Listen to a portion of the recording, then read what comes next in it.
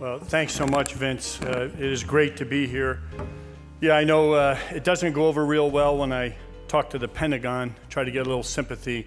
They realize you're in Hawaii, they kind of disregard you, and somebody's got to do it. It's a tough job, but very excited to be here. So thanks so much. I want to welcome Minister, welcome members of Parliament, senators, ambassadors who are here, and Chief of Australian Defence Force, thanks so much for being here. Service chiefs, my good friend, Lieutenant General Angus Campbell, thanks so much, Angus. Been just tremendous working with you over the last couple of years, and congratulations on your next assignment. And then really to the Australian Strategic Policy Institute and Council, thanks so much for hosting this, just fantastic. And heads of industry as well, thanks for being here. You know, it is great. One of the best decisions we ever made in the United States Army was to have an Australian Deputy Commanding General. The first one, Rick Burr, is here. He did an amazing job a few years ago.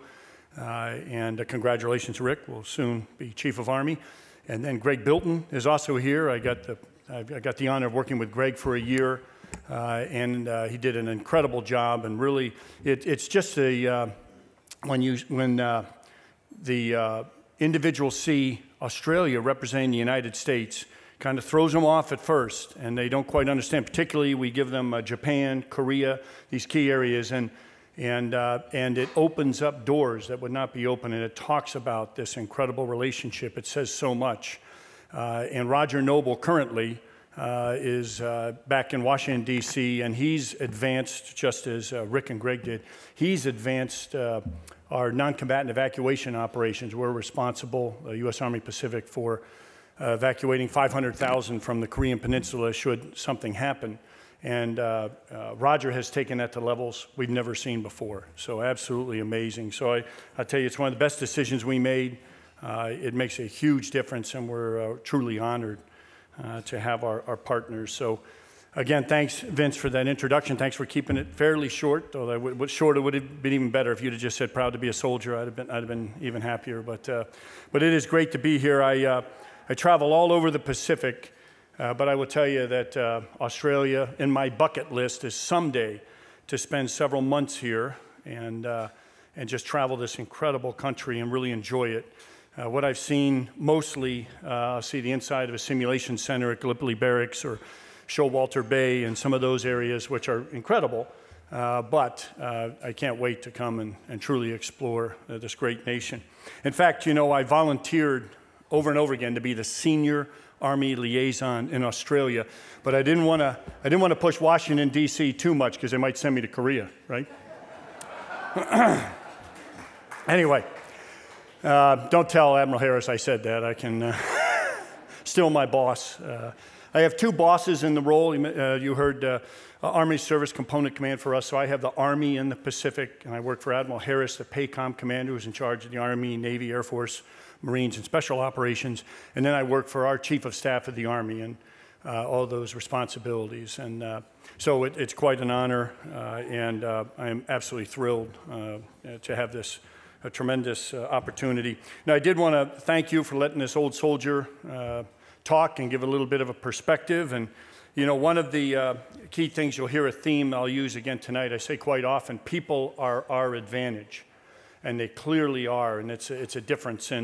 And for those of us in this room, those tremendous individuals in the military, and I'll concentrate on soldiers being Army the most, but it's all the military members have incredible spirit and make a huge difference, no doubt about it. So we're certainly living in a world of global complexity and, you know, barely imaginable just a few years ago. And it's hard to predict now. Who would have predicted where we would be right now in the Pacific just a few weeks ago? And there's a hyper competition going on, and it requires individuals to be innovative, really agile and adaptive is what we like to say. And so I wanted to show you interesting that innovation is key, but innovation does not always work. So let me show you an example when innovation didn't quite work the way it was intended. So Bill Murray will finish up with saying the Walker Brigade, a terrible idea.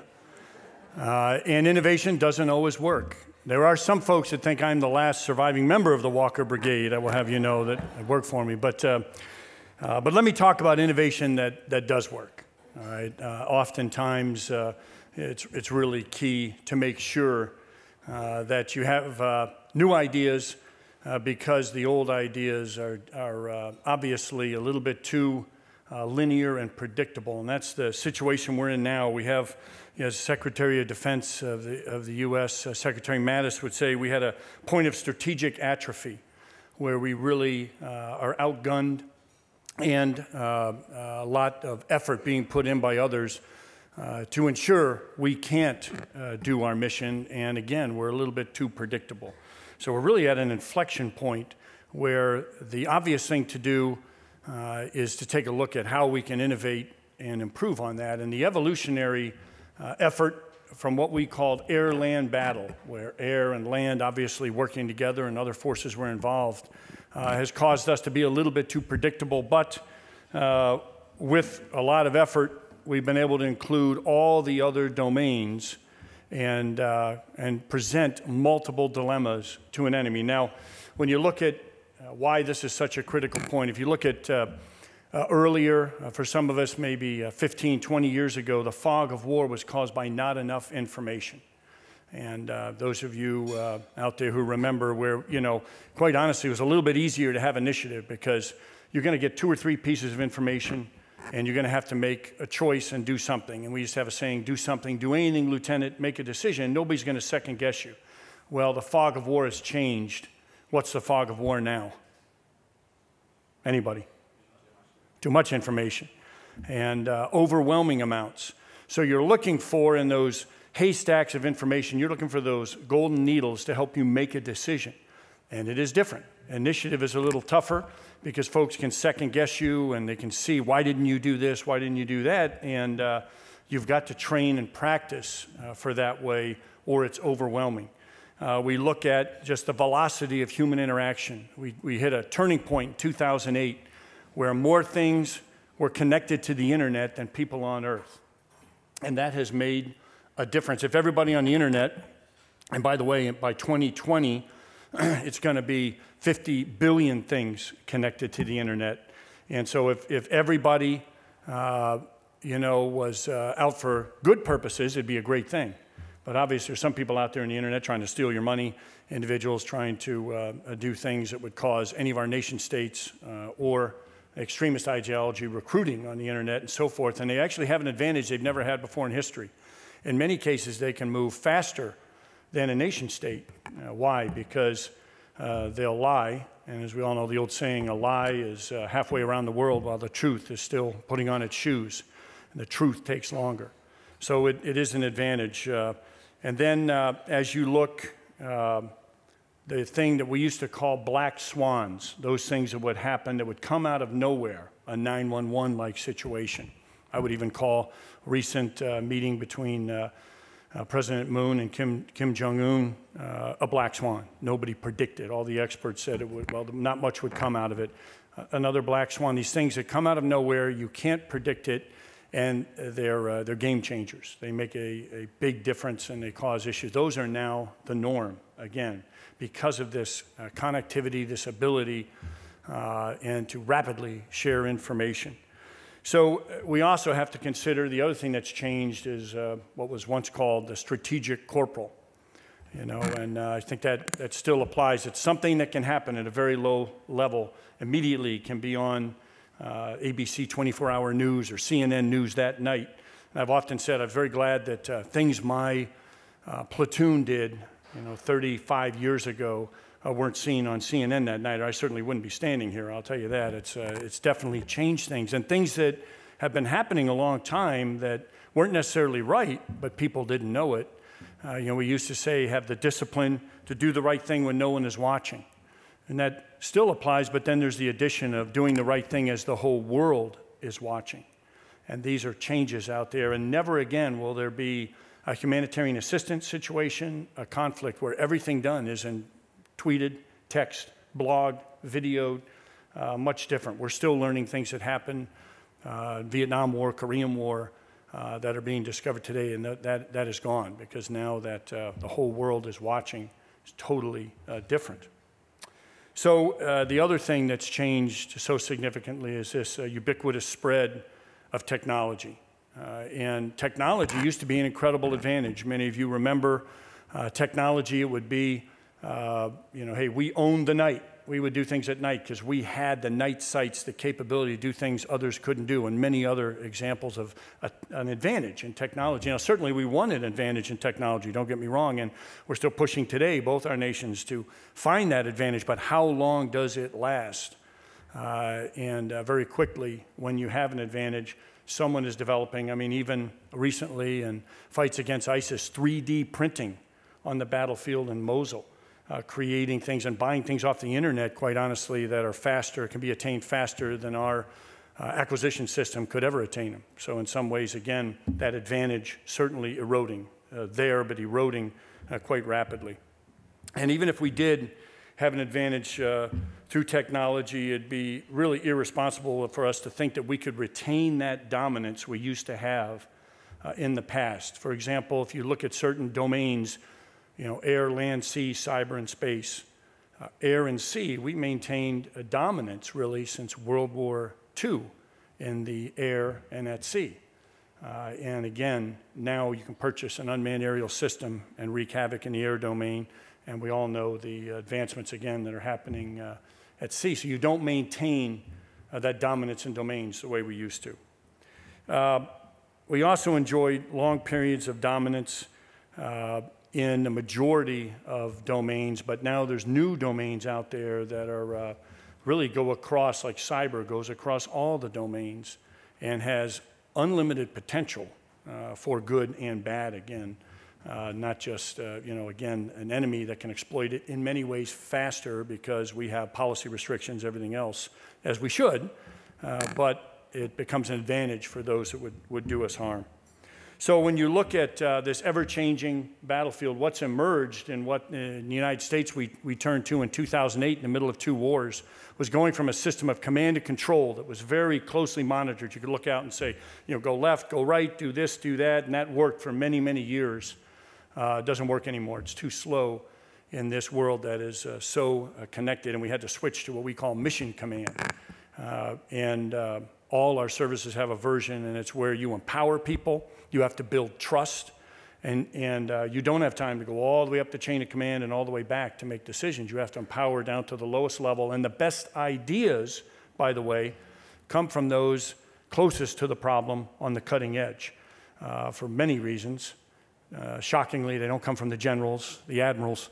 It comes from those closest to the problem and those who aren't tainted by previous ideas and understand their very lives depend on doing the right thing. So they make these creative decisions and understand how they have to do that on the cutting edge.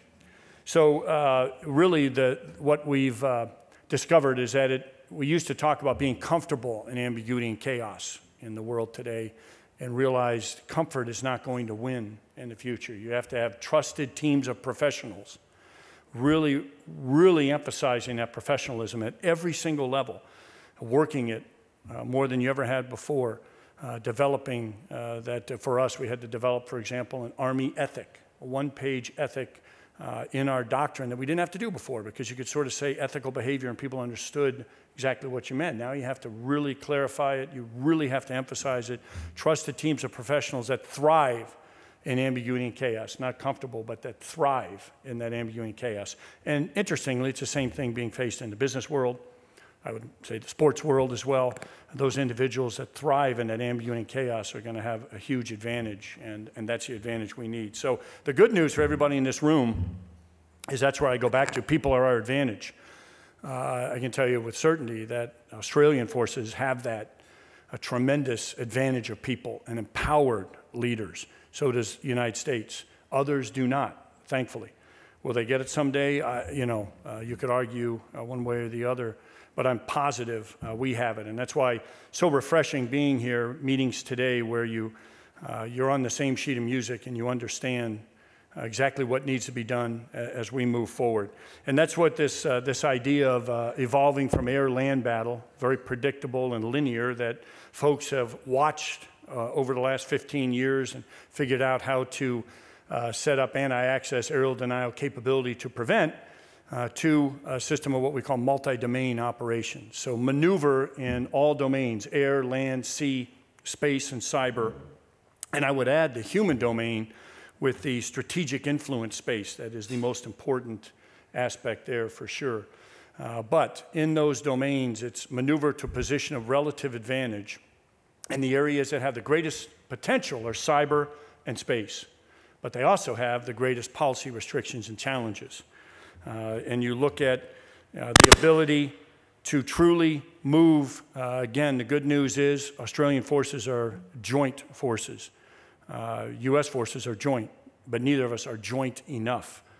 For us, we're interdependent as a joint force. I'm dependent on another force because I don't have certain assets, but we have to move from interdependence to integrated, where we're integrated as a force, and we truly have options within that that we can use. And we look at what we would call platform agnostic and sensor agnostic. So whatever element is looking and seeing something happening out there, it can share with all the other services, all the other assets, which gives you many more options and a much greater capability than just in two domains that we essentially have now.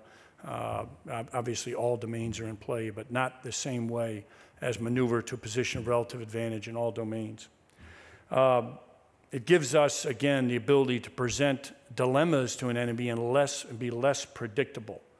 And I would tell you, this is a key aspect that's needed. Last year, I was in China, one of many trips working with the different operators. We do a disaster management exchange with China every year, and I got to meet with their chief of staff of Army and two of their combatant commander equivalent four-star commanders. And something was different, and it took me a while to figure out what exactly was different in this visit, and realized that China used to, for the United States, used to fear us and respect us.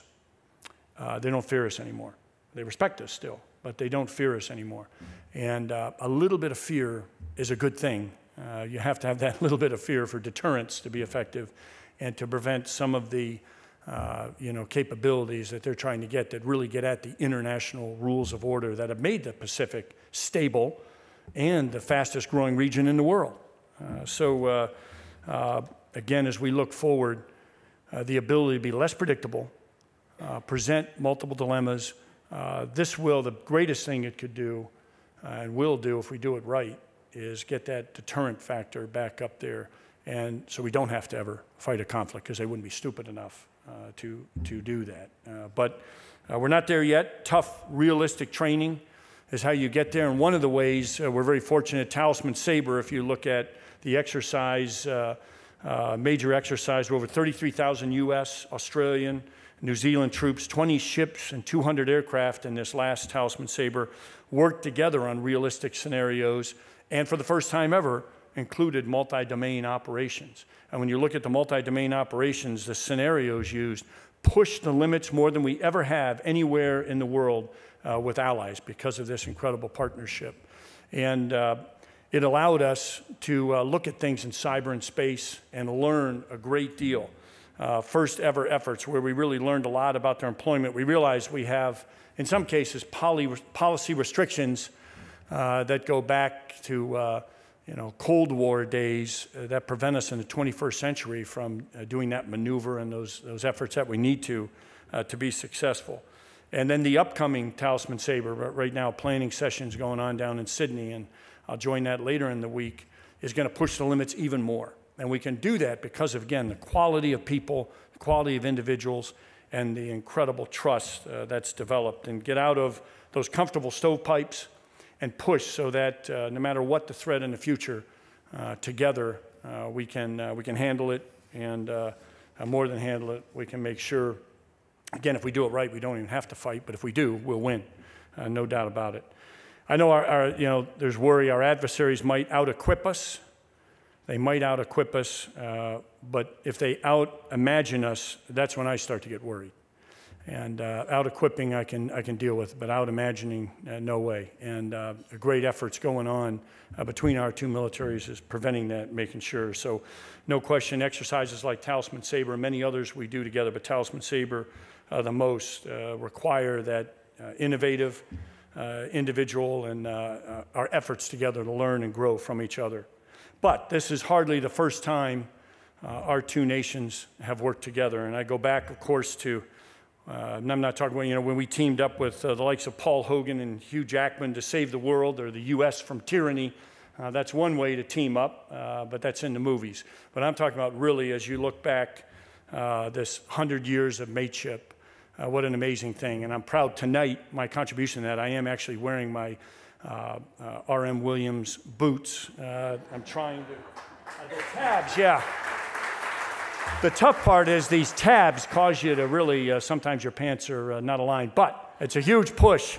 They're incredibly comfortable, incredibly well made, and there's a huge push. I'm trying to make this a big thing in the U.S. Army and help the economy here, and that we go with the same R.M. Williams, no doubt about it. But if you look back to, of course, 100 years ago, this 4th of July, our nations working together and fighting together in the Battle of Hamel, and absolutely incredible when you look at a century of mateship that started standing firm against those that threaten our way of life together, tackling the new and emerging challenges of our own time. But really 100 years ago, General Sir Monash, what an amazing leader. And I would say the most creative leader in World War I, and an individual that really showed he's one of those that leaders that comes around occasionally that changes the rules of the game, if you will. There's no doubt about it. He pioneered it's an amazing leader, developed his own weapon. Bridge is still standing in Melbourne today that he built before the war. But when you look at his combined arms strategy that he pioneered, and in the Battle of Hamel that he did on the 4th of July to honor the 4 American companies that were with him, 93 minutes, his forces achieved success. Now, he had predicted 90 minutes. We'll cut him some slack for those 3 minutes there. Pretty amazing when you look at what an incredible individual. So I'm convinced that his battlefield creativity was born from his love for fellow soldiers. And he saw, especially after Gallipoli, he saw, was tired of seeing other leaders squander men's lives that didn't fully prepare and develop a plan. And this definitely motivated him as he cared not about where the soldiers came from. Every single soldier in World War I fought for their own, land abounding in nature's gifts of beauty rich and rare. But he did care that most of that they shared his values and his love of country. And that's obvious. And again, choosing the 4th of July as he launched this battle in honor of the Americans fighting with him.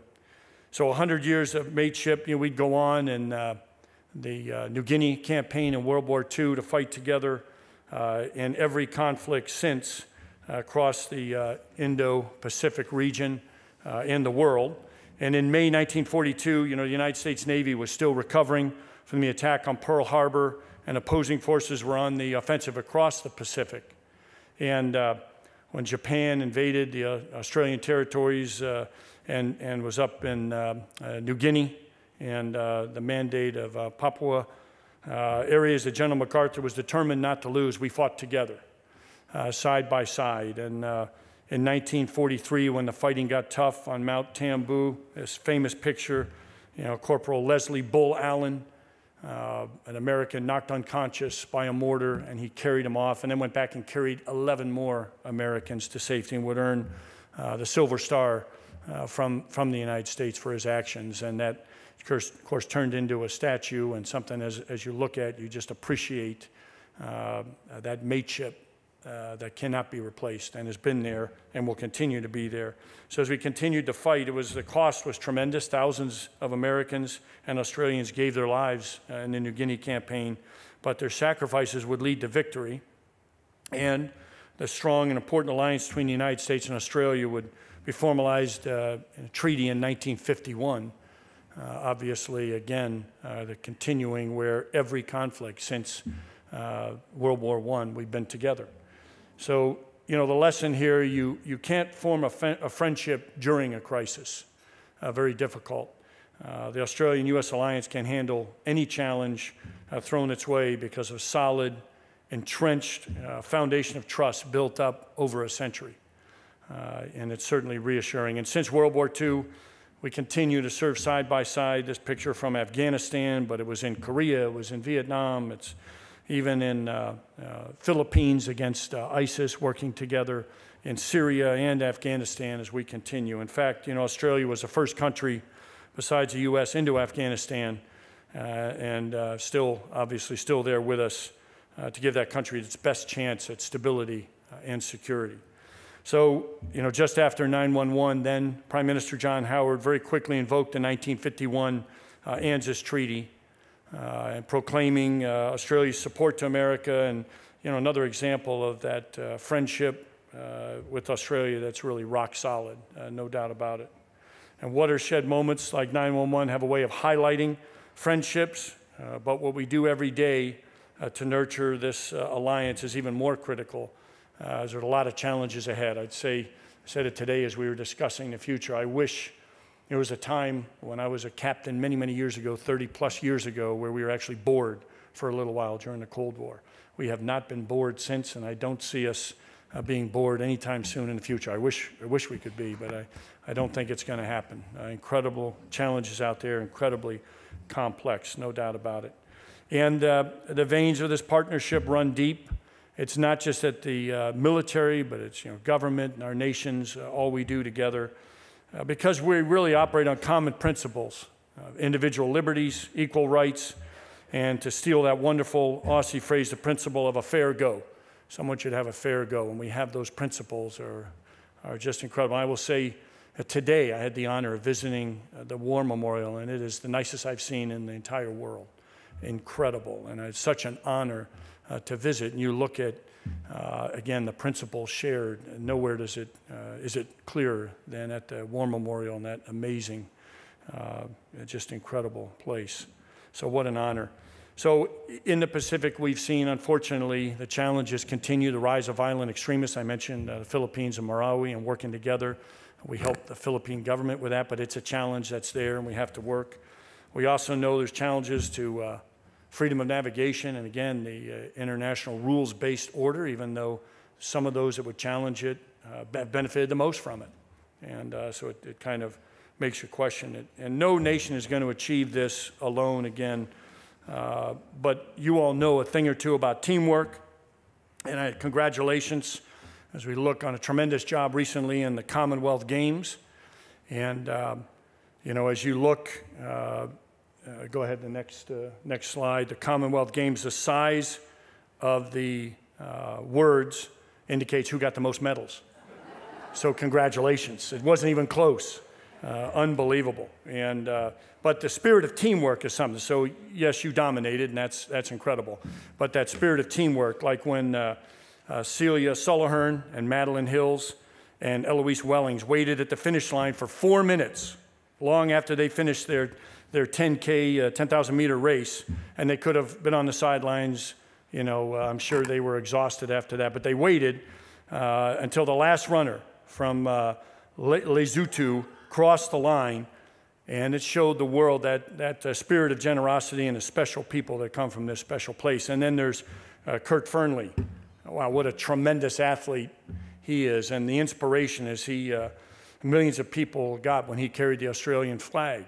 And you look at that incredible spirit carrying the flag at the closing ceremonies of the Commonwealth Games. So it doesn't matter that these were sporting engagements, and not military operations. It's that spirit of teamwork that's there, and that sportsmanship that's evident throughout society. And again, the reason we are such amazing partners as we look, and allies, and will be there for each other for so long. So that sentiment was true in World War I 100 years ago.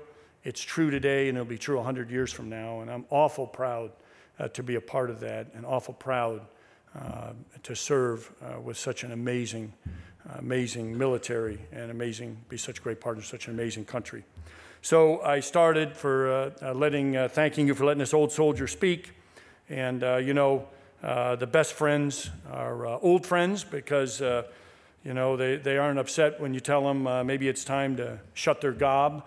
And I wasn't sure what the heck that meant, but my deputy translated it for me. And so I thought, okay, that's pretty cool. And that's what I'll do now and take some questions. So thanks very much for allowing me the opportunity to share a few thoughts on the Pacific, a few thoughts on the future, and a few thoughts on a century of mateship, which we're awful proud of and will continue for a long time. Thanks.